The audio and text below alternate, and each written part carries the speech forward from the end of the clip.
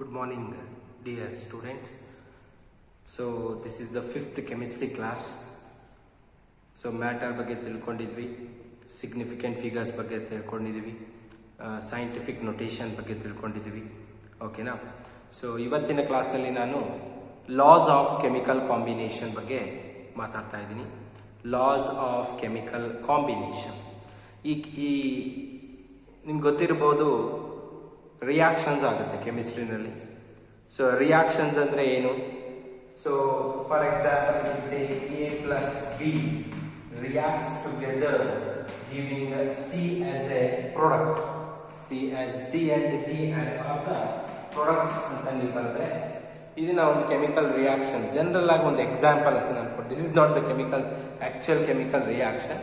So A and B are reactants, C and D are the products ಅಂತ ಒಂದು example ತಗೊಂಡಿದ್ದೀನಿ. Here A and B, these two are the reactants. A and B are the reactants. ಇದರಲ್ಲಿ reagent ಕೂಡ ಇರುತ್ತೆ. Reagent ನೀವು ಯಾವ reagent ಹಾಕ್ತೀರಾ ಅನ್ನೋದ್ರ ಮೇಲೆ ಪ್ರಾಡಕ್ಟ್ ಡಿಸೈಡ್ ಆಗುವಂಥದ್ದು. ನಾನು ನಿಮಗೆ ಲಾಸ್ಟ್ ಕ್ಲಾಸಲ್ಲಿ ಹೇಳಿದೆ. ಸೊ ರಿಯಾಕ್ಟೆಂಟ್ಸ್ ಇನ್ನೊಂದು ನೇಮ್ ಬರೋದಕ್ಕೆ ಸಬ್ಸ್ಟ್ರೇಟ್ಸ್ ಅಂತ ಕರೀತಾರೆ. ರಿಯಾಕ್ಟೆಂಟ್ಸ್ಗೆ ಇನ್ನೊಂದು ನೇಮ್ ಏನಮ್ಮ? Substrates. Reactants are also known as substrates ಅಂತ ನಾವು ಕರಿತೀವಿ. ಅರ್ಥ ಆಗ್ತಿದೆಯಾ? So A and B are the reactants. ಈ A ಮತ್ತೆ B ನಲ್ಲಿ ಯಾವುದೋ ಒಂದು ರಿಯಾಕ್ಟೆಂಟ್ ಆಗಿರುತ್ತೆ, ಇನ್ನೊಂದು ಯಾವುದೋ ರಿಯೇಜೆಂಟ್ ಆಗಿರುತ್ತೆ. ಈ ರಿಯೇಜೆಂಟು ಎರಡು ಸೇರಿ ನಿಮಗೆ ಸಬ್ಸ್ಟ್ರೇಟ್ಸ್ ಅಂತ ನಾವು ಅಥವಾ ರಿಯಾಕ್ಟೆಂಟ್ಸ್ ಅಂತ ನಾವು ಕರಿತೀವಿ. ಇವೆರಡು ರಿಯಾಕ್ಟ್ ಆದ್ಮೇಲೆ ಬರುವಂತದ್ದು ನಿಮಗೆ ಏನಮ್ಮ? ಪ್ರೊಡಕ್ಟ್ಸ್. ಇವೇ ನೀವು ಪ್ರೊಡಕ್ಟ್ಸ್. ಇದರಲ್ಲಿ ಒಂದು ಮೇನ್ ಪ್ರಾಡಕ್ಟ್ ಇರುತ್ತೆ, ಇನ್ನೊಂದು ಬೈ ಪ್ರಾಡಕ್ಟ್ ಇರುತ್ತೆ. ಬೈ ಪ್ರಾಡಕ್ಟ್ ಅಂದ್ರೆ waste product. That is not necessary. ನೀನು ಏನೋ ಒಂದು ಪ್ರಿಪೇರ್ ಮಾಡುವಾಗ ವಾಟರ್ ಬಂದಿದೆ ಅಂತ ಇಟ್ಕೋ. ಸೊ ನೀನು ವಾಟರ್ ಪ್ರಿಪೇರ್ ಮಾಡುವಾಗ ವಾಟರ್ ಬಂದ್ರೆ ಮೇನ್ ಪ್ರಾಡಕ್ಟ್ ಆಗುತ್ತೆ. ಸೊ ನೀನೇನೋ ಒಂದು ಆಲ್ಕೋಹಾಲ್ ಪ್ರಿಪೇರ್ ಮಾಡ್ತಿದ್ಯಾ, ಆ ಆಲ್ಕೋಹಾಲ್ ಪ್ರಿಪೇರ್ ಮಾಡುವಾಗ ವಾಟರ್ ಅಥವಾ ಕಾರ್ಬನ್ ಡೈಆಕ್ಸೈಡ್ ಅಥವಾ ಆಕ್ಸಿಜನ್ ಯಾವುದೋ ಒಂದು ಬೇರೆ ಪ್ರಾಡಕ್ಟ್ ಬಂದಿದೆ, ಅದರ್ ದೆನ್ ಆಲ್ಕೋಹಾಲ್. ನೀನು ಆಲ್ಕೋಹಾಲ್ ಪ್ರಿಪೇರ್ ಮಾಡುವಾಗ ಅದರ್ ದೆನ್ ಆಲ್ಕೋಹಾಲ್ ಬೇರೆ ಏನು ಪ್ರಿಪೇರ್ ಆಗುತ್ತೋ ಅದೆಲ್ಲ ಏನವು? By products. During the formation of a tea. So ನೀವು ಟೀ ಪ್ರಿಪೇರ್ ಮಾಡಿದ್ಮೇಲೆ ಅದನ್ನ ಫಿಲ್ಟ್ರೇಷನ್ ಮಾಡ್ತೀರಿ. ಫಿಲ್ಟ್ರೇಷನ್ ಮಾಡಿದ್ಮೇಲೆ ಆ ರೆಸಿಡ್ಯೂ ಕೆಳಗಡೆ ಇದು ಫಿಲ್ಟ್ರೇಟ್ ಏನು ಬಂದಿರುತ್ತೆ ಕೆಳಗಡೆ ಅದನ್ನ ನೀವು ಅದನ್ನ ನೀವು ಬಳಸ್ತೀರಿ. ಬಟ್ ಟೀ ಪೌಡರ್ ಏನು ರೆಸಿಡ್ಯೂ ಆಗಿ ಉಳ್ಕೊಂಡಿರುತ್ತೆ, that is not you going to use. That is what by product. ಏನಪ್ಪ ಅದು? ಯಾವುದೇ ಒಂದು ರಿಯಾಕ್ಷನ್ ಆಗಿರಲಿ, ರಿಯಾಕ್ಟೆಂಟ್ಸ್ ರಿಯಾಕ್ಟ್ ಆಗುತ್ತೆ. ಇವೆರಡು ರಿಯಾಕ್ಟ್ ಆಗೋದ್ರಿಂದ ನಿಮಗೆ ಏನು ಬರುತ್ತೆ? ಪ್ರೊಡಕ್ಟ್ಸ್ ಬರುತ್ತೆ. ಆ ಪ್ರೊಡಕ್ಟ್ಸ್ ಅಲ್ಲಿ ನೀವು ಏನನ್ನ ಪ್ರಿಪೇರ್ ಮಾಡ್ತಾ ಇದ್ದೀರೋ ಅದು ಮೇನ್ ಪ್ರಾಡಕ್ಟ್ ಆಗುತ್ತೆ. ಅದನ್ನ ಬಿಟ್ಟು ಬೇರೆ ಏನು ಬಂದಿರುತ್ತೋ ಅದೆಲ್ಲ ಬೈ ಪ್ರಾಡಕ್ಟ್ ಆಗುತ್ತೆ. ಅರ್ಥ ಆಗ್ತದೆ? This is an simple reaction. So reaction ಅಂದಾಗ ಏನಿರ್ಬೇಕಪ್ಪ?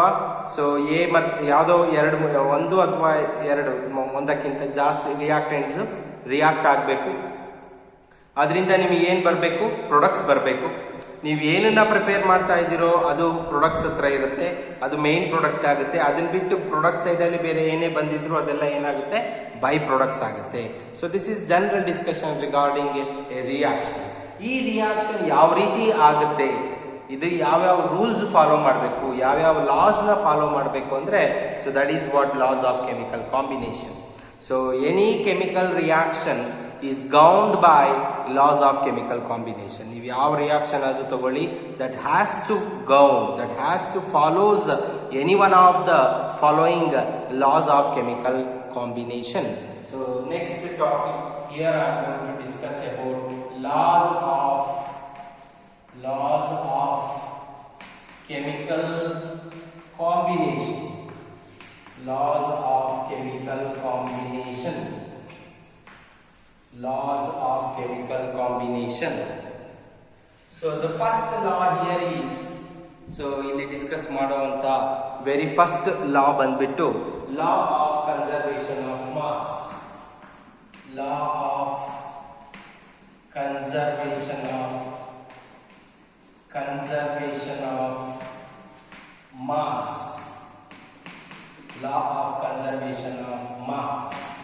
ಈ ಲಾ ಪ್ರಕಾರ, ಈ ಲಾನ ನಮಗೆ ಕಂಡುಹಿಡಿದು ಹೇಳ್ಕೊಟ್ಟಂತ ಸೈಂಟಿಸ್ಟ್ ಯಾರು?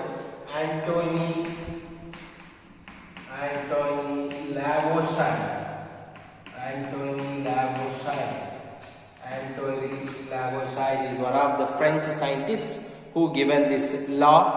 So this law was given by a scientist called Antoine Lavoisier, and he is also known as the father of modern chemistry. Okay, na? Because he discovered a lot of elements and also so many important points he discovered in the chemistry. So that's why he is considered as a father of modern chemistry. So who is that? Antoine Lavoisier is one of the famous French scientist. He is also known as father of modern chemistry, and he given one law, and that law is nothing but law of conservation of mass. So this law states that, what is this law of conservation of mass? Means matter can neither be created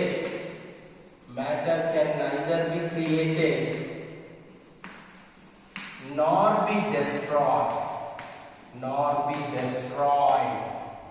So very important statement ಇಲ್ಲಿ exam ಅಲ್ಲಿ ಕೇಳಬಹುದು, ಬೇಕಾದ್ರೆ 1 marks ಗೆ state law of conservation of mass ಅಂತ ಹೇಳ್ಬಿಟ್ಟು. So what is state law of conservation of mass? Matter can neither be created nor be destroyed. ಇದರ ಅರ್ಥ ಏನು ಅಂದ್ರೆ, ಯಾವುದೇ ಒಂದು ವಸ್ತುನ ನೀವು ಈ ಪ್ರಪಂಚದಲ್ಲಿ ನಾಶನೂ ಮಾಡೋಕ್ಕಾಗಲ್ಲ, ಉತ್ಪತ್ತಿನೂ ಮಾಡೋಕ್ಕಾಗಲ್ಲ. Matter can neither be created ಅಂದ್ರೆ ನೀವು ಉತ್ಪತ್ತಿನೂ ಮಾಡೋಕ್ಕಾಗಲ್ಲ, ನಾರ್ ಬಿ ಡೆಸ್ಟ್ರಾಯ್ಡ್ ನೀವು ಅದನ್ನ ನಾಶನೂ ಮಾಡೋಕ್ಕಾಗಲ್ಲ. ಸರ್ ಏನ್ ಸರ್ ಹಿಂಗೆ ಹೇಳ್ತಾ ಇದ್ದೀರಿ, ಉತ್ಪತ್ತಿನೂ ಮಾಡೋಕ್ಕಾಗಲ್ಲ, ನಾಶನೂ ಮಾಡೋಕ್ಕಾಗಲ್ಲ? ನಾವು ಬಹಳಷ್ಟು ವಿಷಯಗಳನ್ನ ಕಂಡುಹಿಡಿದಿದ್ದೀವಿ, ಡಿಸ್ಕವರ್ ಮಾಡಿದೀವಿ, ಬಹಳ ಸೈಂಟಿಸ್ಟ್ ಇದ್ದಾರೆ. ಸೊ ಇದಾರೆ, ಇಲ್ಲ ಅಂತ ಏನಿಲ್ಲ.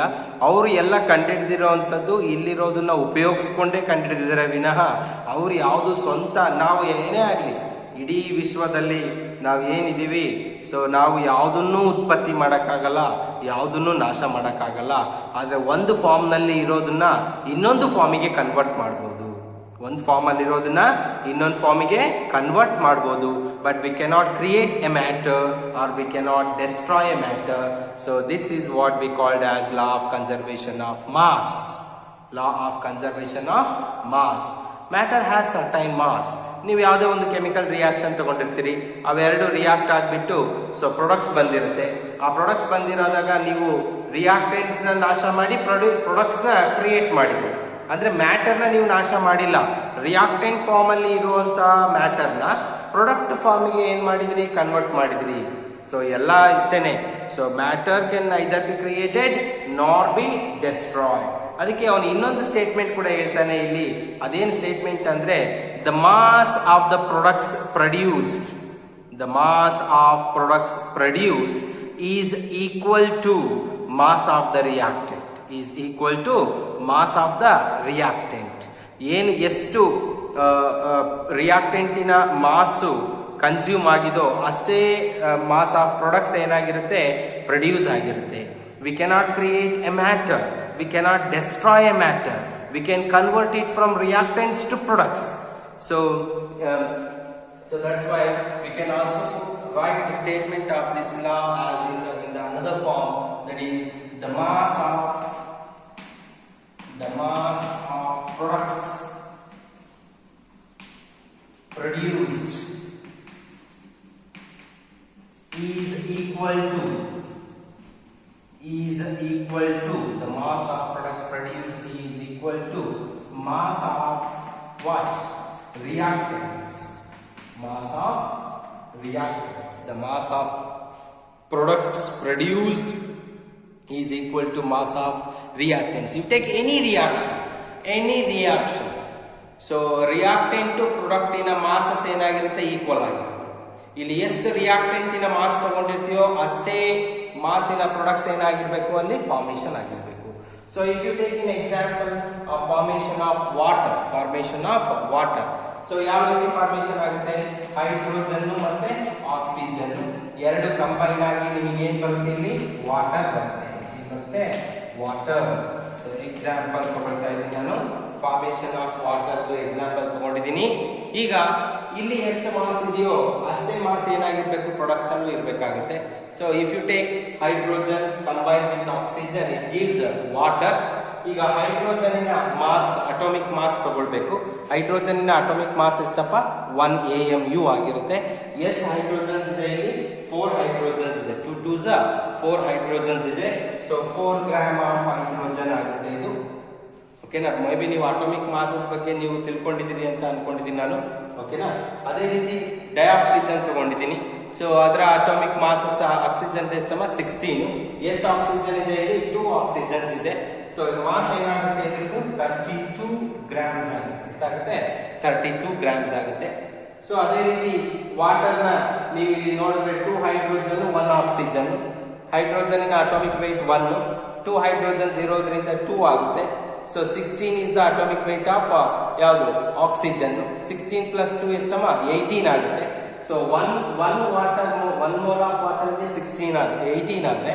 ಸೊ 2 moles of water ಗೆ ಎಷ್ಟಾಗುತ್ತೆ 36 ಗ್ರಾಮ್ಸ್ ಆಗುತ್ತೆ. ಎಷ್ಟಾಗುತ್ತೆ 36. ಇದರ ಮಾಸ್ 36 ಗ್ರಾಮ್. ಪ್ರಾಡಕ್ಟ್ಸ್ ಬಂದಿರುವಂತ ಪ್ರಾಡಕ್ಟ್ಸ್ ಎಷ್ಟು ಬಂದಿದೆ 36. ಹಾಗಾದ್ರೆ ರಿಯಾಕ್ಟೆಂಟ್ಸ್ ಇನ ಮಾಸ್ ಏನಾಗಿರ್ಬೇಕು 36 ಆಗಿದೆ. ನೋಡಿ 4 plus 32 ಎಷ್ಟಮ್ಮ 36.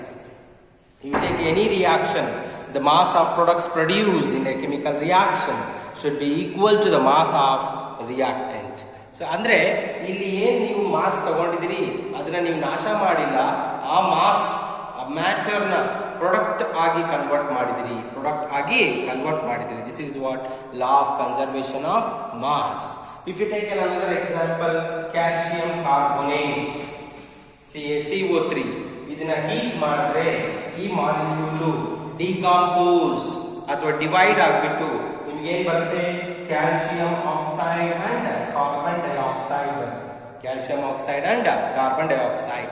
ಸೊ ಇಲ್ಲಿ ಮಾಸ್ ತಗೊಂಡ್ರೆ ರಿಯಾಕ್ಟೆಂಟ್ ಇಂದು ಕ್ಯಾಲ್ಸಿಯಂ ಇಂದು 40 ಅಟೋಮಿಕ್ weight, ಕಾರ್ಬನ್ ಇಂದು 12, ಆಕ್ಸಿಜನ್ ಇಂದು 16. ಬಟ್ 3 ಆಕ್ಸಿಜನ್ಸ್ ಇದೆ. 16 3s 48 plus 12 60 plus 40 ಎಷ್ಟು 100. ಸೊ ಮಾಸ್ ಆಫ್ ರಿಯಾಕ್ಟೆಂಟ್ ಎಷ್ಟಮ್ಮ ಇಲ್ಲಿ 100 ಗ್ರಾಮ್ ಆಗುತ್ತೆ. ಸೊ ಪ್ರೊಡಕ್ಟ್ಸ್ ಇಂದ ನೋಡೋದಾದ್ರೆ ಕ್ಯಾಲ್ಸಿಯಂ 40, ಆಕ್ಸಿಜನ್ 16, 40 plus 16 ಎಷ್ಟಪ್ಪ 56 ಗ್ರಾಮ್ ಆಫ್ ಕ್ಯಾಲ್ಸಿಯಂ ಆಕ್ಸೈಡ್ ಬಂದಿದೆ. ಸೊ 12 plus 32 ಎಷ್ಟಾಗುತ್ತೆ 44 ಗ್ರಾಮ್ ಆಫ್ ಕಾರ್ಬನ್ ಡೈಆಕ್ಸೈಡ್ ಬಂದಿದೆ. ಸೊ 56 plus 44 ಎಷ್ಟು 100. So total mass of products is 100. Reactant in a mass is 100. So that is what I am telling you. The mass of products produced is equal to mass of reactants. Products in a mass, reactants in a mass, ಎರಡು ಏನಾಗಿರುತ್ತೆ equal ಆಗಿರುತ್ತೆ. Equal. ಯಾಕೆ ಅಂದ್ರೆ ಇಲ್ಲಿ ಎಷ್ಟು mass of matter ನೀನು ತಗೊಂಡಿದ್ಯೋ so that is converted into what products. So this form of matter is converted into this. That is what I am telling you. Matter can neither be created nor be destroyed. However, we can convert, we can transfer from one form into another form. Artha agtidya? So this is the first law which governs any chemical reaction. So this comes under the law of chemical combinations, and that is what law of conservation of mass. So state law of conservation of mass can neither be created nor be destroyed. Athwa the mass of products produced is equal to mass of reactants, and I given 2 examples here. Okay, so this is what law of conservation of mass. And the second law you have here is law of definite proportion. Law of definite proportion.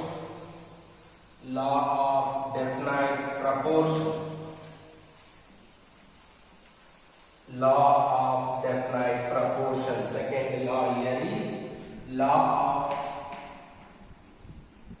definite proportion. And this law was given by again a French scientist called Proust. Given this law, that is law of definite proportion. ಈ ಲಾ ಏನು ಹೇಳುತ್ತೆ ಅಂದ್ರೆ, so this law states that elements ಇವೇನು elements ತಗೊಂಡಿರ್ತೀರಿ periodic table ಅಲ್ಲಿ 118 elements ಇದೆ ಅಲ್ವಾ, hydrogen, oxygen, carbon, nitrogen, sulphur, various elements you have in the periodic table, and those elements combines together, elements combines together in a simple whole number ratio, in a simple ratio by their mass, simple ratio by their mass.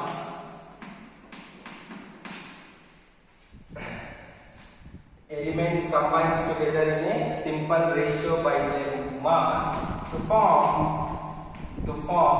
elements combine ಆದಾಗ ಏನು ಬರುತ್ತೆ? compounds. ಏನು ಬರುತ್ತಮ್ಮ? compounds. Elements ಮತ್ತೆ compounds ಬಗ್ಗೆ ನಾನು ನಿಮಗೆ elemental state ಬೇರೆ. Elemental state ಅಂದ್ರೆ ಏನಪ್ಪಾ? ಸೊ ನೇಚರಲ್ಲಿ ನಮಗೆ ಯಾವ ಫಾರ್ಮ್ ಅಲ್ಲಿ ಸಿಗುತ್ತೋ ಅದು that is the elemental state ಅಲ್ವಾ. ಆ ಎಲಿಮೆಂಟ್ಸ್ ಏನಾಗ್ತವೆ ಒಂದಕ್ಕೊಂದು ಕಂಬೈನ್ ಆಗಿ ನಿಮಗೆ ಏನ್ ಬರುತ್ತೆ? ಮಾಲಿಕ್ಯೂಲ್ಸ್ ಬರುತ್ತೆ. ಆ ಗ್ರೂಪ್ ಆಫ್ ಮಾಲಿಕ್ಯೂಲ್ಸ್ ಗೆ ಏನಂತ ಕರಿತೀರಾ ನೀವು? ಕಾಂಪೌಂಡ್ಸ್ ಅಂತ ಕರಿತೀರಾ ಅಲ್ವಾ. ಸೊ ಇಲ್ಲಿ ಹೇಳ್ತಾನೆ ಅವನು any elements, take any elements, they combines together. ಅವೆರಡು ಒಂದು ಅಥವಾ ಎರಡು ಅಥವಾ ಜಾಸ್ತಿ ಎಲಿಮೆಂಟ್ಸ್ ಏನಾಗುತ್ತೆ ಒಂದಕ್ಕೊಂದು ಕಂಬೈನ್ ಆಗ್ಬಿಟ್ಟು ನಿಮಗೆ ಏನ್ ಬರುತ್ತೆ? ಕಾಂಪೌಂಡ್ಸ್ ಫಾರ್ಮೇಶನ್ ಆಗುತ್ತೆ. ಈ ಎಲಿಮೆಂಟ್ಸ್ ಕಂಬೈನ್ ಆಗಿ ಏನ್ ಕಾಂಪೌಂಡ್ಸ್ ಫಾರ್ಮೇಶನ್ ಆಗ್ತಿದೆ, ಇದರಲ್ಲಿ ಈ ಎಲಿಮೆಂಟ್ಸ್ ಕಂಬೈನ್ ಆಗುವಾಗ fixed ratio by their mass combine ಆಗುತ್ತೆ, ಫಿಕ್ಸ್ ಆಗಿರುತ್ತೆ. ಇಷ್ಟು ಮಾಸ್ ಆಫ್ ಆಕ್ಸಿಜನ್, ಇಷ್ಟು ಮಾಸ್ ಆಫ್ ಹೈಡ್ರೋಜನ್, ಇಷ್ಟು ಮಾಸ್ ಆಫ್ ಕಾರ್ಬನ್, ಇಷ್ಟು ಮಾಸ್ ಆಫ್ ಸಲ್ಫರ್, ಇಷ್ಟು ಮಾಸ್ ಆಫ್ ಫಾಸ್ಫರಸ್, ಈ ರೀತಿ ಅದರ ಮಾಸಸ್ ಏನಾಗಿರುತ್ತೆ? ಫಿಕ್ಸ್ ಆಗಿರುತ್ತೆ. ಏನಾಗಿರುತ್ತೆ? ಫಿಕ್ಸ್ ಆಗಿರುತ್ತೆ. ನಾನೊಂದು ಎಕ್ಸಾಂಪಲ್ ತಗೊಳ್ತೀನಿ. ಈಗ ಹೈಡ್ರೋಜನ್ ಮತ್ತೆ ಆಕ್ಸಿಜನ್, ಹೈಡ್ರೋಜನ್ ಮತ್ತೆ ಯಾವ್ದಪ್ಪ? ಆಕ್ಸಿಜನ್. ಎರಡು elements. Elemental state of hydrogen is H2, elemental state of oxygen is O2. ನಾನು ನಿಮಗೆ ಫಸ್ಟ್ ಕ್ಲಾಸ್ ಅಲ್ಲೇ ಹೇಳಿದ್ದೆ, ಸರ್ ಇವು ಮಾಲಿಕ್ಯೂಲ್ಸ್ ಸರ್, ಇವು ಎಲಿಮೆಂಟ್ಸ್ ಆಗಲ್ಲ. ಬಟ್ ಈ ಮಾಲಿಕ್ಯೂಲ್ಸ್ ಏನಿದೆ ಎಲಿಮೆಂಟ್ ಅಂದ್ರೆ ನೇಚರ್ ಅಲ್ಲಿ ಸಿಗೋದೇ ಈ ಫಾರ್ಮ್ ಅಲ್ಲಿ. ಅರ್ಥ ಆಗ್ತಿದೆಯಾ? ಹಾಗಾಗಿ so this is the elemental state of hydrogen and oxygen. Elemental state of hydrogen and not only these two, nitrogen N2, fluorine F2, chlorine Cl2, bromine Br2. ಅರ್ಥ ಆಗ್ತಿದ್ಯಾ? Are you following? ಸೊ ಈ elements ಏನಾಗುತ್ತೆ? Combine ಆಗ್ಬಿಟ್ಟು ನಿಮಗೆ water ಬರುತ್ತೆ. ಏನಪ್ಪಾ? Water formula ಏನು? H2O. Water formation ಆಗಿದೆ. ಈ ಫಾರ್ಮೇಶನ್ ಆಗಿರೋ ವಾಟರ್ ಏನು? ಕಾಂಪೌಂಡ್. ಇದೇನಿದು? ಕಾಂಪೌಂಡ್. ಇವೇ ನೀವು elements combines together farming compound. ಈ ಎಲಿಮೆಂಟ್ಸ್ ಕಂಬೈನ್ ಆಗಿ ಏನ್ ನಿಮಗೆ ಕಾಂಪೌಂಡ್ ಬಂದಿದೆ, ಈ ಕಾಂಪೌಂಡ್ ಅಲ್ಲಿ ಎಲಿಮೆಂಟ್ಸ್ ಯಾವ ರೀತಿ ಕಂಬೈನ್ ಆಗಿದೆ? Fixed ratio by their mass. Fixed ratio by their mass. So fixed ಆಗಿದೆ. Fixed ratio by their mass. So ಈಗ ಹೈಡ್ರೋಜನ್ ತಗೊಂಡ್ರೆ ಅಟಾಮಿಕ್ weight 1, 2 ಹೈಡ್ರೋಜನ್ಸ್ ಇರೋದ್ರಿಂದ ಏನಾಗುತ್ತೆ? So 2 gram of this hydrogen combines with 16 gram of oxygen. 2 gram of hydrogen combines with 16 gram of oxygen to form water. ಆಮೇಲೆ ಇನ್ನೊಂದೇನಂದ್ರೆ ಈ ವಾಟರ್ನ ನೀವು ಇಂಡಿಯಾದಲ್ಲಿ ಇಟ್ರು 2:16 ರೇಷಿಯೋದಲ್ಲೇ ಮಾಸ್ ಕಂಬೈನ್ ಆಗುತ್ತೆ. 2:16 ratio, 2 gram of hydrogen, 16 gram of oxygen. ಇಲ್ಲಿದ್ರೂ ಇದೇ ಕಾಂಪೋಸಿಷನ್. ನೀವು ಅಮೆರಿಕಾದಲ್ಲಿ ಇಟ್ರು ಅದೇ ಕಾಂಪೋಸಿಷನ್, ಅದೇ combination, proportion. So wherever you go, water is always going to form by the fixed ratio of mass of hydrogen and oxygen. Mass of hydrogen is still 2 grams. Mass of oxygen is still 16 grams. ಅರ್ಥ ಆಗ್ತಿದೆಯಾ everyone? And more over ಈ water ನಿಮಗೆ ನೇಚರಲ್ಲಿ ಸಿಗುತ್ತೆ. ನೀವು ಲ್ಯಾಬಲ್ಲೂ prepare ಮಾಡಬಹುದು. ಲ್ಯಾಬಲ್ಲಿ prepare ಮಾಡಿರೋ ವಾಟರಿಗೂ ಇದೇ proportion, ನೇಚರಲ್ಲಿ ಸಿಗೋ ವಾಟರಿಗೂ ಇದೇ ಪ್ರಪೋರ್ಷನ್. ಅಂದ್ರೆ ಮೆಥಡ್ ಆಫ್ ಪ್ರಿಪರೇಷನ್ ಚೇಂಜ್ ಆಗಿದ ತಕ್ಷಣ ಅದು ಪ್ರಪೋರ್ಷನ್ ಚೇಂಜ್ ಆಗುತ್ತೆ ಅಂತ ಏನಿಲ್ಲ. Whatever it may be the method. So you can prepare water by combining hydrogen and oxygen. Hydrogen combines with oxygen forming water. Similarly, acid reacts with a base giving salt and water. Example for an acid is HCl, base is NaOH. ಇವೆರಡು react ಆದಾಗ ಏನು ಬರುತ್ತೆ? Salt and water. ಯಾವ salt? NaCl salt plus water ಬರುತ್ತೆ. ಹೌದಾ? ಅದೇ ರೀತಿ ನೀವು ಕಂಬಷನ್ ಆಫ್ ಮೀಥೇನ್ ಮಾಡಿದ್ರು ನಿಮಗೆ ವಾಟರ್ ಬರುತ್ತೆ.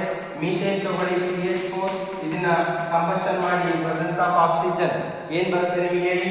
ಸೊ 2 moles ಆಫ್ ಆಕ್ಸಿಜನ್ ತಗೊಳ್ತೀನಿ. ಸೊ ಏನ್ ಬರುತ್ತೆ? Carbon dioxide and water.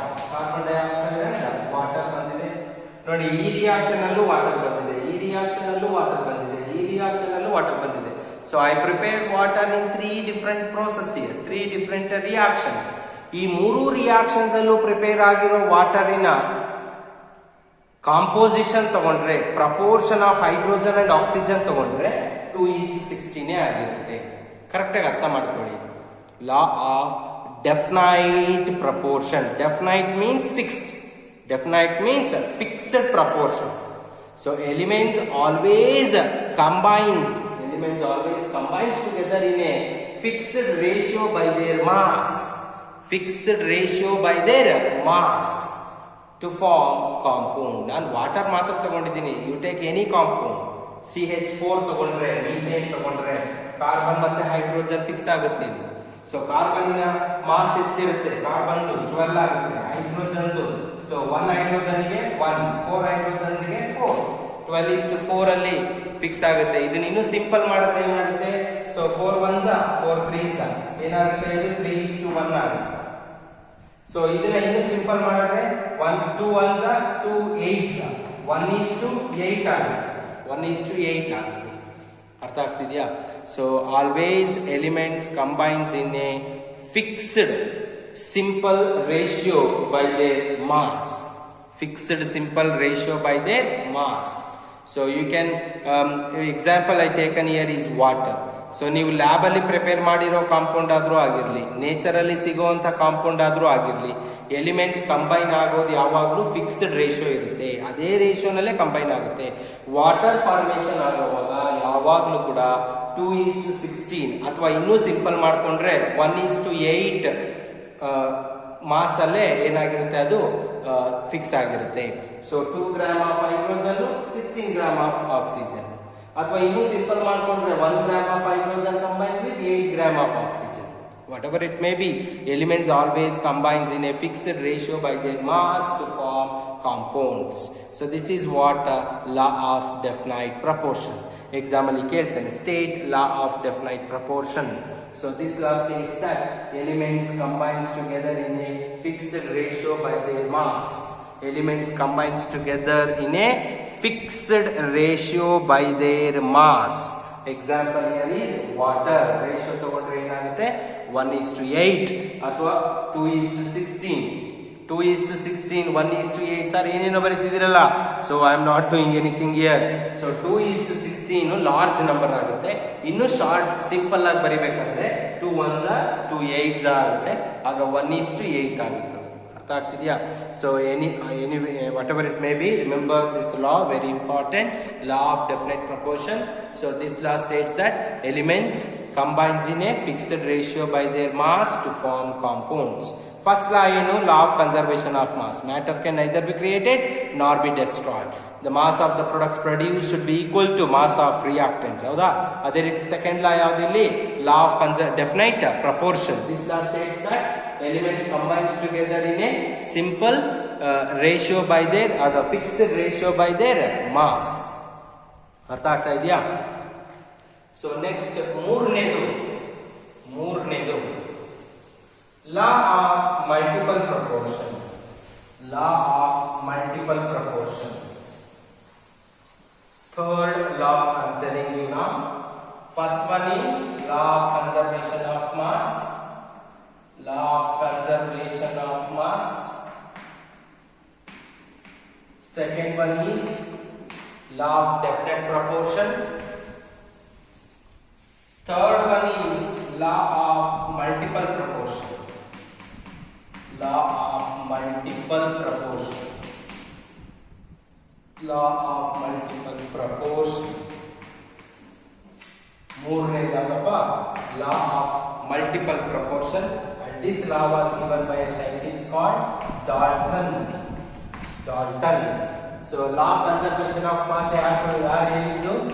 Anthony Lavoisier.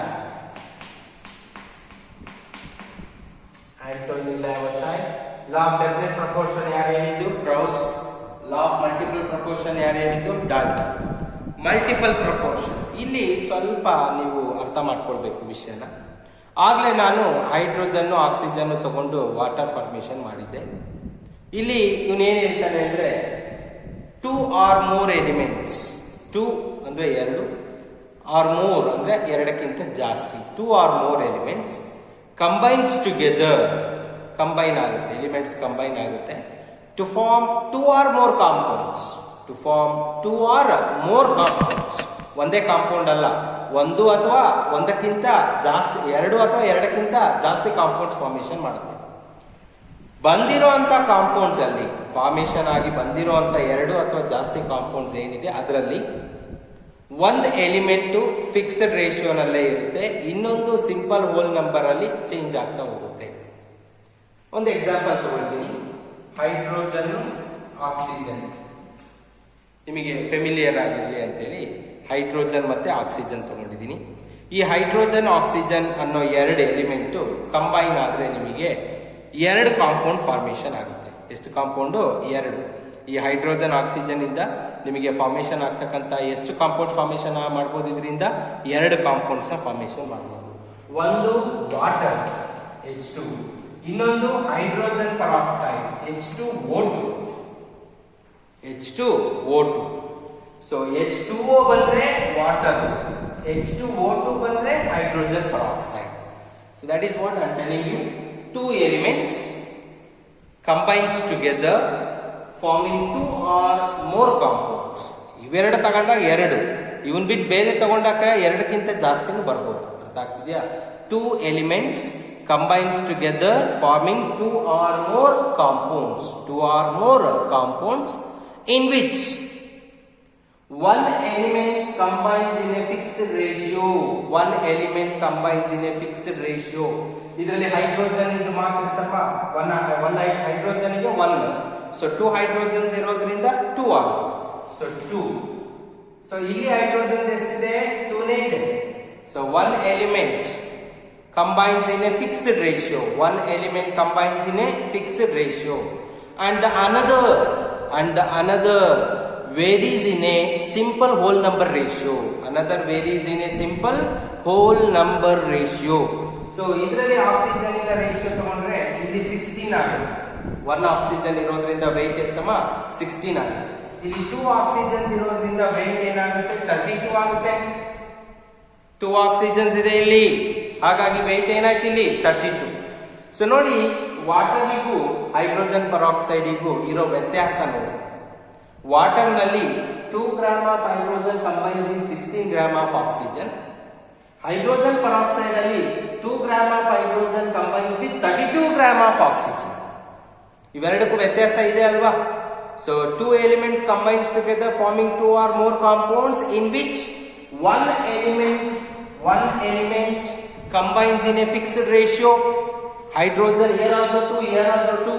One element combines in a fixed ratio, and the another varies in a simple whole number.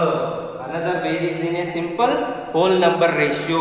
ಇಲ್ಲಿ variation ಆಗಿರೋದು oxygen ಅಲ್ಲಿ ತಾನೆ. ಹೈಡ್ರೋಜನ್ ಅಲ್ಲಿ, water ನಲ್ಲಿ ಎಷ್ಟಿತ್ತು? 16 ಗ್ರಾಮ್ ಇತ್ತು. ಹೈಡ್ರೋಜನ್ ಪರಾಕ್ಸೈಡ್ ಅಲ್ಲಿ ಎಷ್ಟಾಯ್ತು? 32 ಆಯ್ತು. ರೇಷಿಯೋ ತಗೊಂಡ್ರೆ ಏನಾಗುತ್ತೆ? 1:2 ಆಗುತ್ತೆ. ರೇಷಿಯೋ ತಗೊಂಡ್ರೆ ಏನಾಗುತ್ತೆ? 1:2 ಆಗುತ್ತೆ. So what is state law of multiple proportion ಅಂತ ಕೇಳಿದ್ರೆ, ಸೊ ಏನ್ ಬರೀತೀರಿ ನೀವು? Statement 2 elements combines together. 2 elements combines together forming forming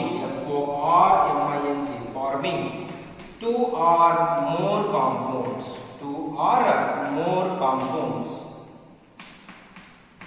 ಈಗ ಯಾವ್ಯಾವ ಎಲಿಮೆಂಟ್ಸ್ ತಗೊಂಡಿದ್ದೆ ನಾನು? ಹೈಡ್ರೋಜನ್ ಆಕ್ಸಿಜನ್ ತಗೊಂಡಿದ್ದೆ.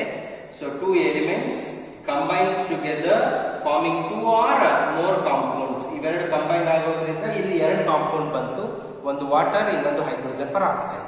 So 2 elements combines together to form 2 or more compounds in which one element combines in a fixed ratio. One element combines in a fixed ratio and another combines in a simple whole number. Another combines in a simple whole number. So this is the statement of this law of multiple proportion. So ಈ ಲಾ ಏನು ಹೇಳುತ್ತೆ ಅಂದ್ರೆ, 2 element combine ಆದಾಗ 2 ಅಥವಾ ಅದಕ್ಕಿಂತ ಜಾಸ್ತಿ compounds formation ಆಗುತ್ತೆ. ಆದ್ರೆ ಫಾರ್ಮೇಶನ್ ಆಗಿರೋ ಕಾಂಪೌಂಡ್ಸ್ ಅಲ್ಲಿ 1 ಎಲಿಮೆಂಟಿನ ರೇಷಿಯೋ ಫಿಕ್ಸ್ ಆಗಿರುತ್ತೆ, ಇನ್ನೊಂದು ಎಲಿಮೆಂಟಿನ ರೇಷಿಯೋ ಅದಕ್ಕೋಸ್ಕರ ಅದನ್ನ ಮಲ್ಟಿಪಲ್ ಅನ್ನೋದು, ಇನ್ನೊಂದು ಎಲಿಮೆಂಟಿನ ರೇಷಿಯೋ ಸಿಂಪಲ್ ಹೋಲ್ ನಂಬರ್ ನಲ್ಲಿ ಇರುತ್ತೆ. So hydrogen and oxygen example ತಗೊಂಡ್ರೆ, hydrogen and oxygen combines together forming water and hydrogen peroxide. ಇದರಲ್ಲಿ ರೇಷಿಯೋಸ್ ತಗೊಂಡಿದ್ದೀನಿ. ಹೈಡ್ರೋಜನ್ ನ ರೇಷಿಯೋ 2 ಫಿಕ್ಸ್ ಆಗಿದೆ, ಬಟ್ ಆಕ್ಸಿಜನ್ ನ ರೇಷಿಯೋ 16:32 ತಗೊಂಡ್ರೆ 1:2 ಆಗುತ್ತೆ. ಅರ್ಥ ಆಗ್ತಿದ್ಯಾ? So 2 elements combines together forming 2 or more compounds in which one element combines in a fixed ratio and another varies in another combines in a simple whole number ratio. So this is what we called as law of multiple proportion. So law of conservation of mass in the matter can neither be created nor be destroyed. Law of definite proportion so elements combines in a fixed ratio by their mass. Law of multiple proportion 2 elements combines to form 2 or more compounds in which one element combines in a fixed ratio and the another combines in a simple whole number ratio. So ಅರ್ಥ ಆಗ್ತಾ ಇದೆಯಾ? 3 ಲಾನ explain ಮಾಡಿದ್ದೀನಿ ನಾನೀಗ. ಒಂದು law of conservation of mass, ಇನ್ನೊಂದು law of definite proportion, ಇನ್ನೊಂದು law of multiple proportion. Definite proportion ಅಲ್ಲಿ ಒಂದೇ ಕಾಂಪೌಂಡ್ ತಗೊಳ್ತೀವಿ, ಆ ಕಾಂಪೌಂಡ್ ಅಲ್ಲಿ ಏನ್ ಎಲಿಮೆಂಟ್ಸ್ ಕಂಬೈನ್ ಆಗಿದೆ ಅದು ಫಿಕ್ಸ್ಡ್ ರೇಷಿಯೋನಲ್ಲೇ ಆಗುತ್ತೆ. ಮಲ್ಟಿಪಲ್ ಪ್ರಪೋರ್ಷನ್ ನಲ್ಲಿ ಅದೇ 2 ಎಲಿಮೆಂಟ್ ಕಂಬೈನ್ ಆಗಿ 2ಕ್ಕಿಂತ ಜಾಸ್ತಿ ಕಾಂಪೌಂಡ್ ಬರುತ್ತೆ, ಆದ್ರೆ ಒಂದು ಎಲಿಮೆಂಟಿನ ರೇಷಿಯೋ ಫಿಕ್ಸ್ ಆಗಿರುತ್ತೆ, ಇನ್ನೊಂದು ಎಲಿಮೆಂಟ್ ಇಂದು ಸಿಂಪಲ್ ಹೋಲ್ ನಂಬರ್ ನಲ್ಲಿ ಚೇಂಜ್ ಆಗುತ್ತೆ. ಅರ್ಥ ಆಗ್ತಿದ್ಯಾ? So this is what law of multiple proportion. And here I am going to tell you the next 4th law called 4ನೇದು Gay-Lussac law of combined volumes. Gay-Lussac law of combined volumes. Gay-Lussac law of combined volumes, and this was given by a scientist called Gay-Lussac.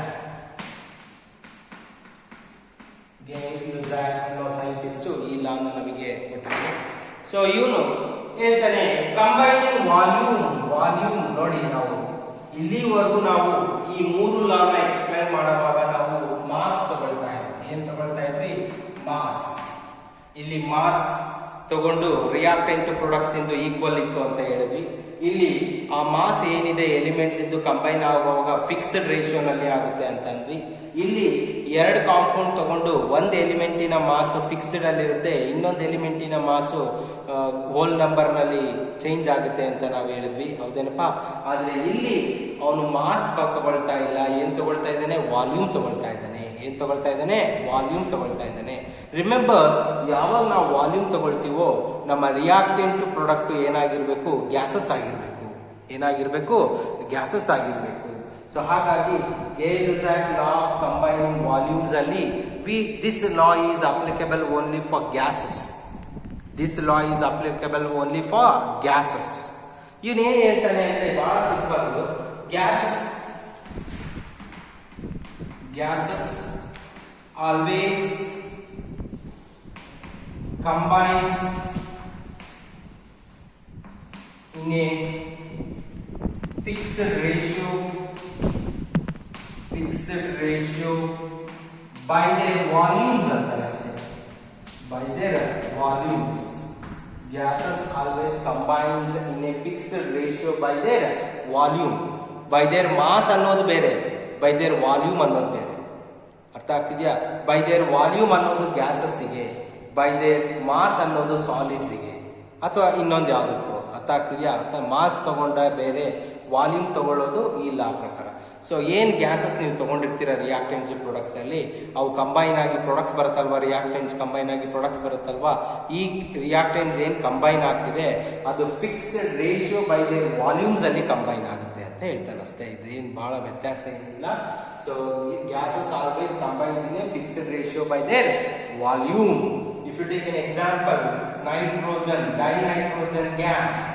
dinitrogen gas combines with hydrogen gas. Dinitrogen N2 combines with hydrogen, so to form ammonia.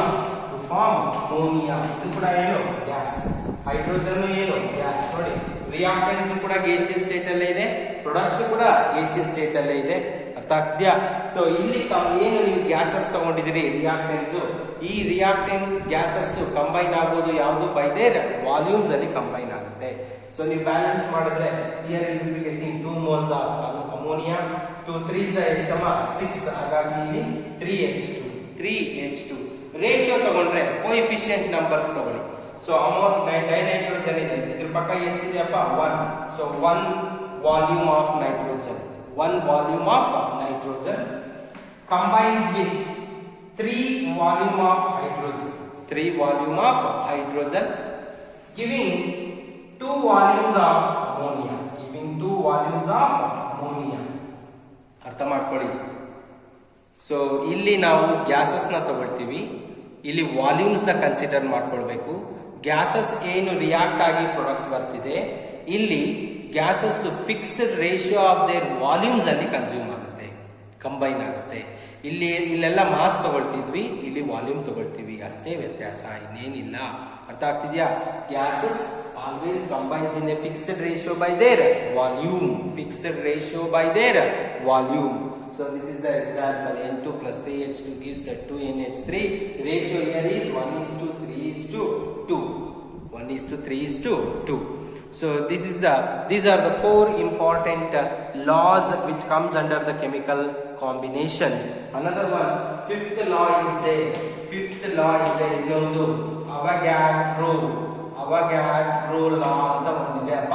ಆ ಅವಗ್ಯಾಡ್ರೋ ಲಾನ ನಾನು ಇಲ್ಲಿ explain ಮಾಡಿದ್ರೆ ನಿಮಗೆ ಅದು ಅರ್ಥ ಆಗಲ್ಲ. ಇದೇ chapter ಅಲ್ಲೇ ನೆಕ್ಸ್ಟ್ ಒಂದು ಸ್ವಲ್ಪ ಪಾಯಿಂಟ್ಸ್ ಆದ್ಮೇಲೆ ನಿಮಗೆ ಮೋಲ್ ಕಾನ್ಸೆಪ್ಟ್ ಅಂತ ಬರುತ್ತೆ. ಆ ಮೋಲ್ ಕಾನ್ಸೆಪ್ಟ್ ಬಂದಾಗ ಈ ಅವಗ್ಯಾಡ್ರೋ ಲಾನ ನಿಮಗೆ ಎಕ್ಸ್ಪ್ಲೈನ್ ಮಾಡ್ತೀನಿ. ಅರ್ಥ ಆಗ್ತಾ ಇದೆಯಾ? So laws of chemical combination, there are 5 important laws here. Law of conservation of mass ಒಂದು, ಲಾ ಆಫ್ ಡೆಫಿನೆಟ್ ಪ್ರಪೋರ್ಷನ್ ಎರಡನೇದು, ಲಾ ಆಫ್ ಮಲ್ಟಿಪಲ್ ಪ್ರಪೋರ್ಷನ್ ಮೂರನೇದು, ಗೇ-ಲುಸಾಕ್ ಲಾ ಆಫ್ ಕಂಬೈನಿಂಗ್ ವಾಲ್ಯೂಮ್ಸ್ ನಾಲ್ಕನೇದು, ಸೊ ಅವಗ್ಯಾಡ್ರೋಸ್ ಲಾ ಐದನೇದು. ಈ 5ರಲ್ಲಿ ನಾನು 4 ಎಕ್ಸ್ಪ್ಲೈನ್ ಮಾಡಿದ್ದೀನಿ.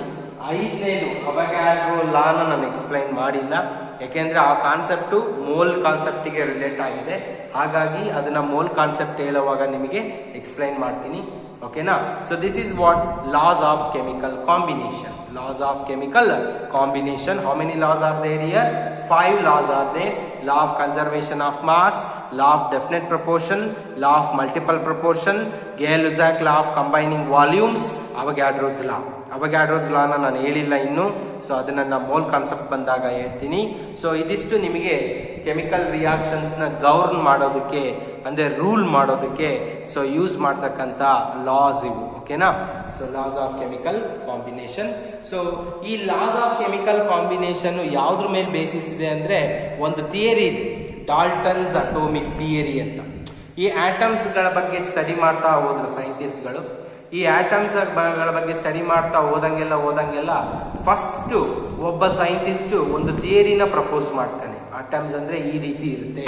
ಆಟಮಿನ ಬಗ್ಗೆ ಸ್ಟಡಿ ಮಾಡುವಾಗ ಸೊ ಬಹಳಷ್ಟು ಸೈಂಟಿಸ್ಟ್ ಸ್ಟಡಿ ಮಾಡ್ತಾ ಹೋಗ್ತಾರೆ. ಅದರಲ್ಲಿ ಡಾಲ್ಟನ್ ಅನ್ನೋ ಸೈಂಟಿಸ್ಟ್ ಫಸ್ಟ್ ಅವನೊಂದು ಥಿಯರಿ ಕೊಡ್ತಾನೆ. So that is what ಡಾಲ್ಟನ್ಸ್ atomic theory. ಡಾಲ್ಟನ್ಸ್ atomic theory.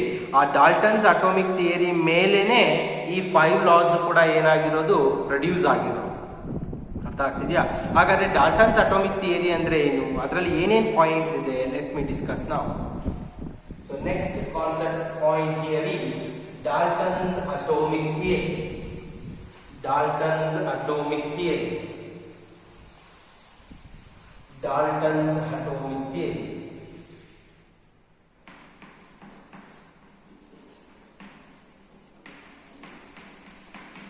ಇದು ನಿಮಗೆ ಎರಡನೇ ಚಾಪ್ಟರ್ ಅಟೋಮಿಕ್ ಸ್ಟ್ರಕ್ಚರ್ ಅಂತ ಇದೆಯಲ್ಲ ಆ ಚಾಪ್ಟರ್ ಅಲ್ಲೂ ಬರುತ್ತೆ. ಓಕೆನಾ? Dalton's atomic theory. So while studying about atoms ಗಳ ಬಗ್ಗೆ ಅಧ್ಯಯನ ಮಾಡುವಾಗ ಡಾಲ್ಟನ್ ಅನ್ನೋ ಸೈಂಟಿಸ್ಟ್ ಫಸ್ಟ್ ಅವನೇ ಥಿಯರಿನ ಪ್ರಪೋಸ್ ಮಾಡುವಂಥದ್ದು. ಅದರ ಹೆಸರೇನು? ಡಾಲ್ಟನ್ಸ್ atomic theory. So very very very important for your annual examination. 3 marks ಗೆ ಸಾಕಷ್ಟು ಸರ್ತಿ ಬಂದಿದೆಯಪ್ಪ. Write any 3 postulates of Dalton's atomic theory. Write any 3 postulates of atomic. Postulate means points, significant points. Okay, now so postulates.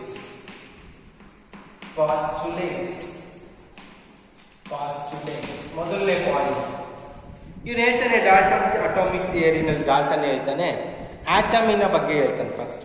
ಅದೇ atom ಬಗ್ಗೆ ಹೇಳೋದೇ ಇದು ಪೂರ್ತಿ. So ಅವನೇನು ಹೇಳ್ತಾನೆ, ಆಟಮಿನ ಡೆಫಿನೇಷನ್ ಹೇಳ್ತಾನೆ first. If you take any matter ತಗೊಂಡ್ರೆ ಅದ್ರಲ್ಲಿ ಪಾರ್ಟಿಕಲ್ಸ್ ಇರುತ್ತೆ.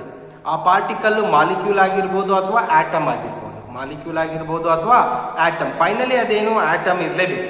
Molecule is nothing but elements combine ಆಗಿರೋದು. ಆ ಎಲಿಮೆಂಟ್ಸ್ ಕಂಬೈನ್ ಆಗೋದು ಅಂದ್ರೆ ಆಟಮ್ಸೇ. ಅರ್ಥ ಆಗ್ತಿದ್ಯಾ? Finally matter is made up of atoms. Matter is made up of atoms ಅಂತ ಹೇಳ್ತಾರೆ. ಆ ಆಟಮ್ಸ್ ಏನಿದೆ, ಏನು ಆಟಮ್ ಅಂದ್ರೆ ಏನು? ಹಾಗಾದ್ರೆ ಏನು? ಇದು ಚಾಕ್ ಪೀಸ್. ಇದನ್ನ ನಾನು ಡಿವೈಡ್ ಮಾಡ್ಬೋದು. 2 ಪಾರ್ಟ್ ಆಗುತ್ತೆ. 1 ಪಾರ್ಟ್ ತಗೊಳ್ಳಿ, ಇನ್ನು ಸ್ವಲ್ಪ ಸಣ್ಣದಾಗುತ್ತಲ್ವಾ, ಅದನ್ನ ಮತ್ತೆ ಡಿವೈಡ್ ಮಾಡಿ ಇನ್ನೂ ಸಣ್ಣದಾಗುತ್ತೆ, ಇನ್ನೂ ಡಿವೈಡ್ ಮಾಡಿ ಇನ್ನೂ ಸಣ್ಣದಾಗುತ್ತೆ, ಇನ್ನೂ ಡಿವೈಡ್ ಮಾಡಿ ಇನ್ನೂ ಸಣ್ಣದಾಗುತ್ತೆ. ಸೊ ಡಿವೈಡ್ ಮಾಡ್ತಾ ಮಾಡ್ತಾ ಮಾಡ್ತಾ ಮಾಡ್ತಾ ಮಾಡ್ತಾ ಮಾಡ್ತಾ ಮಾಡ್ತಾ ಫೈನಲಿ ಯಾವುದೋ ಒಂದು ಸ್ಟೇಜ್ ಅಲ್ಲಿ ಯು ಕಾಂಟ್ ಡಿವೈಡ್ ಇಟ್. ಅದೇ ರೀತಿ ನೀವು ಮ್ಯಾಟರ್ನ ತಗೊಳ್ಳಿ, ಡಿವೈಡ್ ಮಾಡ್ತಾ ಮಾಡ್ತಾ ಮಾಡ್ತಾ ಮಾಡ್ತಾ ಮಾಡ್ತಾ ಮಾಡ್ತಾ ಹೋಗಿ ಲಾಸ್ಟ್ ಅಟ್ ದ ಎಂಡ್ ನೀವು ಡಿವೈಡ್ ಮಾಡೋದಕ್ಕೆ ಆಗೋದಿಲ್ಲ. Smallest particle which cannot be seen in our naked ice. ನಮ್ಮ ಕಣ್ಣುಗಳಿಂದ ನಾವು ಅದನ್ನು ನೋಡೋದಕ್ಕೂ ಸಾಧ್ಯ ಇಲ್ಲ. ಅಷ್ಟು ಮೈನ್ಯೂಟ್ ಪಾರ್ಟಿಕಲ್, ಇಂಡಿವಿಸಿಬಲ್ ಅಲ್ಲ, ಇಂಡಿವಿಸಿಬಲ್ ಸ್ಮಾಲೆಸ್ಟ್ ಪಾರ್ಟಿಕಲ್ ನ ಆಟಮ್ ಅಂತ ನಾವು ಕರಿತೀವಿ. So what do you mean by, what is atom? Atom is the smallest particle which cannot be divided into 2 or more parts. Which cannot be divided into 2 or more parts by physical or chemical method. Physical method ಆದ್ರೂ use ಮಾಡಿ, chemical method ಆದ್ರೂ use ಮಾಡ್ರಿ, ಆದ್ರೆ ಅದನ್ನ ಮತ್ತೆ divide ಮಾಡೋದಕ್ಕೆ ಸಾಧ್ಯನೇ ಇಲ್ಲ. ಅಷ್ಟು ಮೈನ್ಯೂಟ್ ಪಾರ್ಟಿಕಲ್ ನ ನಾವೇನಂತ ಕರಿತೀವಿ? ಆಟಮ್ ಅಂತ ಕರಿತೀವಿ. So the first point of this ಡಾಲ್ಟನ್ಸ್ atomic theory says that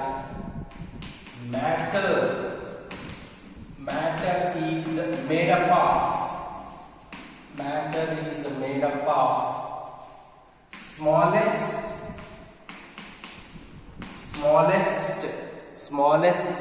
ಅಂದ್ರೆ ತುಂಬಾ ಚಿಕ್ಕದು, indivisible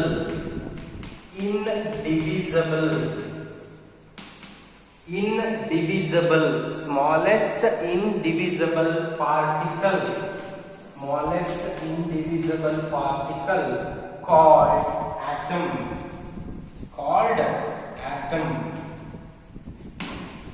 The first point of Dalton's atomic theory says that matter is made up of smallest indivisible particle called atom. So divide ಮಾಡಿ finally you will be getting a indivisible particle, and thus that smallest indivisible particle is called atom. So Dalton's atomic theory first point ಏನು, matter is made up of smallest indivisible particle called atom. ಎರಡನೇ point ಹೇಳ್ತಾನೆ, atoms of same element. Atoms of same element. Same element ಅಂದ್ರೆ ಒಂದೇ element. Sodium ಎಲ್ಲ sodium crystal ತಗೊಂಡ್ಬಿಡಿ. Sodium crystal piece ಅಲ್ಲಿ ಯಾವ element ಇದೆ? ಸೋಡಿಯಂ ಇದೆ. ಅದರಲ್ಲಿರೋ ಎಲ್ಲ ಆಟಮ್ಸ್ ಏನು? Sodium atoms. ಎಲ್ಲ ಆಟಮ್ಸ್ಗೂ ಒಂದೇ ಪ್ರಾಪರ್ಟೀಸ್ ಇರುತ್ತೆ. Atoms of same element. Atoms of same element having same properties. Having same properties. Atomic size ಆಗಿರ್ಬೋದು, ಅರ್ಥ ಆಗ್ತಿದ್ಯಾ? ಅಟಾಮಿಕ್ ರೇಡಿಯಸ್ ಆಗಿರ್ಬೋದು, ಇವೆಲ್ಲ ಏನಿರ್ತವೆ? ಸೇಮ್ ಇರ್ತವೆ. ಸೊ ಸೇಮ್ ಎಲಿಮೆಂಟ್ಸ್ ಇರುವಂತ ಮ್ಯಾಟರ್ ನಲ್ಲಿ ಸೇಮ್ ಪ್ರಾಪರ್ಟೀಸ್ ಇರುತ್ತೆ. ಎಲ್ಲ ಆಟಮ್ಸ್ ಅಲ್ಲೂ same. Atoms of same elements having same properties. ಮೂರನೇ ಪಾಯಿಂಟ್ ಹೇಳ್ತಾನೆ, atoms of different elements. Atoms of different elements. ಬೇರೆ ಎಲಿಮೆಂಟ್ಸ್ ತಗೊಂಡ್ರೆ atoms of different elements. ಬೇರೆ ಎಲಿಮೆಂಟ್ಸ್ ಇರೋದು ತಗೊಂಡ್ರೆ having different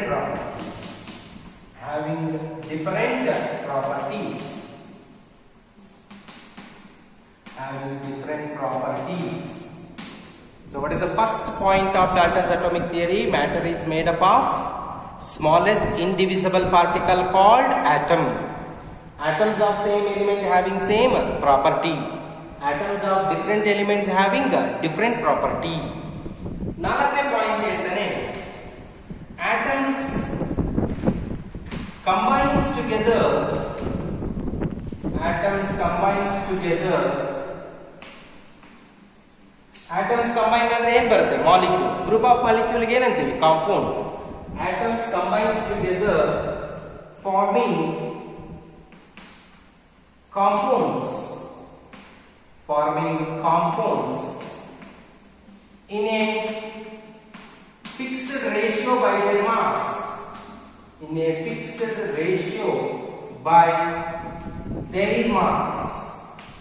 ಯಾವ ಲಾ ಇದು? ಲಾ ಆಫ್ ಮಲ್ಟಿಪಲ್ ಪ್ರಪೋರ್ಷನ್ ಇದು. ಲಾ ಆಫ್ ಡೆಫಿನೆಟ್ ಪ್ರಪೋರ್ಷನ್ ಇದು. ಏನಿದು? Definite proportion. It says the elements always combines together in a fixed ratio by their mass to form compounds, alva? So this is what the definite proportion, law of definite proportion. ಅವಾಗಲೇ ಹೇಳಿದೆ. So ಆ loss ಏನಿದೆ chemical combinations ಅಲ್ಲಿ, ಅವೆಲ್ಲವೂ ಯಾವುದರ basis ಮೇಲೆ ಇರೋದು? ಡಾಲ್ಟನ್ಸ್ atomic theory ಮೇಲೆ ಬೇಸಿಸ್ ಆಗಿರೋದು. One of the law here also he explained, that is atoms combines together forming compounds in a fixed ratio by their mass. Okay na? ಐದನೇ point ಹೇಳ್ತಾನೆ, chemical reaction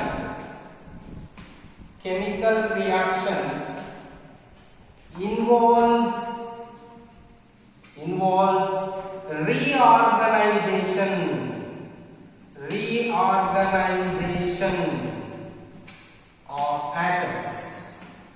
reorganization of atoms. What do you mean by reorganization? ಏನು reorganisation? ಮರುಜೋಡಣೆ. ಏನಪ್ಪ? ಮರುಜೋಡಣೆ. So ಈಗ ನಾನು ಅವಾಗಲೇ ಬರ್ತಿದ್ದೆ example, CaCO3 ಅನ್ನೋದನ್ನ heat ಮಾಡಿಬಿಟ್ರೆ CaO ಮತ್ತೆ CO2 ಬರುತ್ತೆ. ಇದು ಕೆಮಿಕಲ್ ರಿಯಾಕ್ಷನ್. ಇದರಲ್ಲಿ ಏನಾಗಿದೆ? ಇಲ್ಲಿರೋ ಆಟಮ್ಸ್ ಏನ್ ಕಂಬೈನ್ ಆಗಿ ಕಾಂಪೌಂಡ್ ಬಂದಿದೆ, ಇದು ರಿಆರ್ಗನೈಸೇಷನ್ ಆಗಿದೆ. ಈ ರೀತಿ ಇರುವಂತದ್ದು ಈ ರೀತಿಯಾಗಿ ಕನ್ವರ್ಟ್ ಆಗಿದೆ. ಇದನ್ನ ಏನಂತ ಕರಿತೀವಿ ನಾವು? ರಿಆರ್ಗನೈಸೇಷನ್, ಮರುಜೋಡಣೆ ಅಥವಾ ಮತ್ತೆ ಜೋಡಿಸೋದು. ಅರ್ಥ ಆಗ್ತಿದ್ಯಾ? Are you following everyone? So this is what chemical reaction involves reorganisation of atoms. ಅರ್ಥ ಆಗ್ತಿದ್ಯಾ? ಬಟ್ ಈ ರಿಆರ್ಗನೈಸೇಷನ್ ಆಫ್ ಆಟಮ್ಸ್ ಮಾಡುವಾಗ ಯಾವ ಆಟಮ್ನು ನೀವು ನಾಶನೂ ಮಾಡಲ್ಲ, ಯಾವ ಆಟಮ್ನು ನೀವು ಕ್ರಿಯೇಟು ಮಾಡಲ್ಲ. ಈ ಫಾರ್ಮ್ ಅಲ್ಲಿ ಇರುವಂತ ಆಟಮ್ಸ್ ನ ಈ ಫಾರ್ಮ್ ಗೆ ಕನ್ವರ್ಟ್ ಮಾಡಿದ್ವಿ. This is what law of conservation of mass. Law of conservation of mass, that is ನೋಡಿ ಡೆಫಿನೆಟ್ ಪ್ರಪೋರ್ಷನ್ ಹೇಳ್ತು, ಇದು ಕನ್ಸರ್ವೇಷನ್ ಆಫ್ ಮಾಸ್ ಹೇಳ್ತಿದೆ. So Dalton atomic theory is a main basic for laws of chemical combination. ಅದಕ್ಕೋಸ್ಕರ ನಾವು ಇದನ್ನ ಈ chapter ಅಲ್ಲಿ ಓದ್ತಾ ಇದೀವಿ ನಾವು. ಅರ್ಥ ಆಗ್ತಿದ್ಯಾ? ಸೊ ಡಾಲ್ಟನ್ಸ್ ಅಟೋಮಿಕ್ ಥಿಯರಿ ಪಾಸ್ಟುಲೇಟ್ಸ್ ನ 3 ಮಾರ್ಕ್ಸ್ ಗೆ ಇಂಪಾರ್ಟೆಂಟ್ ಅಪ್ಪ, ಡೆಫಿನೆಟ್ ಆಗಿ ಬರುತ್ತೆ ಇದು ಎಕ್ಸಾಮಿನೇಷನ್ಸ್ ಗೆ. So right any 3 postulates of ಡಾಲ್ಟನ್ಸ್ atomic theory ಅಂತ ಹೇಳಿ ಕೇಳ್ತಾನೆ ಬಹಳ ಸತಿ. ಸೊ ಪಾಸ್ಟುಲೇಟ್ಸ್ ಬರೆಯುವಾಗ ಮೊದಲನೇ ಪಾಸ್ಟುಲೇಟ್ ಏನ್ ಹೇಳ್ತೀರಿ? Matter is made up of smallest indivisible particle called atom. Matter is made up of smallest indivisible particle called atom. So what is atom? Atom in a definition adu. So atom na ನೀವು ಮತ್ತೆ divide ಮಾಡೋಕ್ ಆಗೋದಿಲ್ಲ. ಆ divide ಮಾಡೋಕ್ ಆಗದಲೇ ಇರುವಂತಹ minute smallest particle ನ ನಾವು atom ಅಂತ ಕರಿತೀವಿ. ಅರ್ಥ ಆಗ್ತಿದ್ಯಾ? ಎರಡನೇ ಪಾಯಿಂಟ್ ಏನ್ ಹೇಳ್ತಾನೆ? Atoms of same element having same properties. So same elements ಇರೋ ಮ್ಯಾಟರ್ ತಗೊಂಡ್ರೆ ಅದರಲ್ಲಿರೋ ಎಲ್ಲ ಆಟಮ್ಸ್ ಇನ ಪ್ರಾಪರ್ಟೀಸ್ ಸೇಮೇ ಇರುತ್ತೆ. So atoms of different elements having different properties. So different elements ಇರೋ ಮ್ಯಾಟರ್ ತಗೊಂಡ್ರಾಗ ಸೊ ಒಂದು ಆಟಮ್ಗೆ ಒಂದೊಂದ್ ತರ ಪ್ರಾಪರ್ಟೀಸ್ ಬರ್ತಾ ಹೋಗುತ್ತೆ. So atoms combines together forming compounds in a fixed ratio by their mass. Chemical reaction involves reorganisation of atoms. ಅರ್ಥ ಆಗ್ತಿದ್ಯಾ? Tell me, what are the postulates of Dalton's atomic theory? First postulate ಏನು ಹೇಳ್ತಾನೆ? Matter is made up of a smallest indivisible particle called atom. ಎರಡನೇ point, atom of same elements having same properties. ಮೂರನೇ point, atoms of different elements having different properties. ನಾಲ್ಕನೇ point, atoms combines together forming compounds in a fixed ratio by their mass. ಐದನೇ point, chemical reaction involves reorganisation of atoms. Reorganisation ಮಾಡ್ತೀವಿ ವಿನಃ ನಾವು ಯಾವುದನ್ನು ನಾಶನೂ ಮಾಡಲ್ಲ, ಉತ್ಪತ್ತಿನೂ ಮಾಡಲ್ಲ. ಅರ್ಥ ಆಗ್ತಾ ಇದೆಯಾ? So ಡಾಲ್ಟನ್ಸ್ atomic theory very important for exam. 3 marks ಗೆ ಸಾಕಷ್ಟು ಸತಿ ಕೇಳಿದಾನೆ. ಸೊ ವೆರಿ ಇಂಪಾರ್ಟೆಂಟ್, ಇದನ್ನ ನೀವು ಚೆನ್ನಾಗಿ ಓದ್ಕೊಳ್ಳಿ. ಓಕೆನಾ? ಸೊ ಟುಡೇಸ್ ಕ್ಲಾಸ್ ಅಲ್ಲಿ ನಾನು ಲಾಸ್ ಆಫ್ ಕೆಮಿಕಲ್ ಕಾಂಬಿನೇಷನ್ ಒಂದು, ಇನ್ನೊಂದು ಡಾಲ್ಟನ್ಸ್ ಅಟೋಮಿಕ್ ಥಿಯರಿ ಒಂದು, ಎರಡು ಡಿಸ್ಕಸ್ ಮಾಡಿದ್ದೀನಿ. ಸೊ ಎರಡು ಕೂಡ ಎಕ್ಸಾಮ್ಸ್ಗೆ ಬಹಳ ಸತಿ ರಿಪೀಟ್ ಆಗಿದೆ. ಓಕೆನಾ? State law of definite proportion, state law, Gay Lussac law of combining volumes, state law of multiple proportion, state law of conservation of mass, ಅಥವಾ elements always combines in a fixed ratio by their mass. So this can be shown by which law? ಅರ್ಥ ಆಗ್ತಿದ್ಯಾ? ಈ ರೀತಿ statement ಕೊಟ್ಟು ಯಾವ ಲಾ ಅಂತ ಕೇಳ್ತಾನೆ, ಅಥವಾ ಒಂದು ಲಾ ಕೊಟ್ಬಿಟ್ಟು ಅದರ ಸ್ಟೇಟ್ಮೆಂಟ್ ಬರೀರಿ ಅಂತ 1 ಮಾರ್ಕ್ಸಿಗೆ ಕೇಳ್ತಾನೆ. ಅದ್ ಬಿಟ್ರೆ ಡಾಲ್ಟನ್ಸ್ ಅಟೋಮಿಕ್ ಥಿಯರಿ ಪಾಸ್ಟುಲೇಟ್ಸ್ ಬರೀರಿ ಅಂತ ಹೇಳ್ಬಿಟ್ಟು 3 ಮಾರ್ಕ್ಸಿಗೆ ಕೇಳ್ತಾನೆ ಎಕ್ಸಾಮ್ಗೆ. So matter is made up of smallest indivisible particle called atom. Atoms of same element having same properties. Atoms of different elements having different properties. Atoms combines together forming compounds in a fixed ratio by their mass. Chemical reaction involves reorganization of atoms. Okay, now these are the postulates of Dalton's atomic theory. So laws of chemical combination 5 ಇದೆ. 5ರಲ್ಲಿ law of conservation of mass ಒಂದು, law of definite proportion ಒಂದು, law of multiple proportion ಒಂದು, ಗೇಲ್-ಲೆಜಾಕ್ law of combining volumes ಒಂದು, ಅವೊಗಡ್ರೋ law ಒಂದು. ನಾನು ಅವೊಗಡ್ರೋ law ನ ಇನ್ನೂ explain ಮಾಡಿಲ್ಲ, ಮೋಲ್ ಕಾನ್ಸೆಪ್ಟ್ ಬಂದಾಗ ಹೇಳ್ತೀನಿ. ಅರ್ಥ ಆಗ್ತಿದ್ಯಾ? So ಡಾಲ್ಟನ್ಸ್ atomic theory postulates 5 postulates ಹೇಳಿದ್ದೀನಿ. ಸೊ ಇದಿಷ್ಟನ್ನು ನೀವು ಇವತ್ತಿನ ಕ್ಲಾಸಲ್ಲಿ ಕಲ್ತ್ಕೊಳ್ಳಿ, ಬರ್ಕೊಳ್ಳಿ. ಸೊ ಬರ್ದಿರೋದನ್ನ ಫೋಟೋ ತೆಗೆದುಬಿಟ್ಟು ಗ್ರೂಪಿಗೆ ಮೆಸೇಜ್ ಮಾಡಿ. ಓಕೆನಾ? So thank you dear students. I will meet you in the next class. ಚೆನ್ನಾಗಿ ಓದ್ಕೊಳ್ಳಿ. Okay, thank you.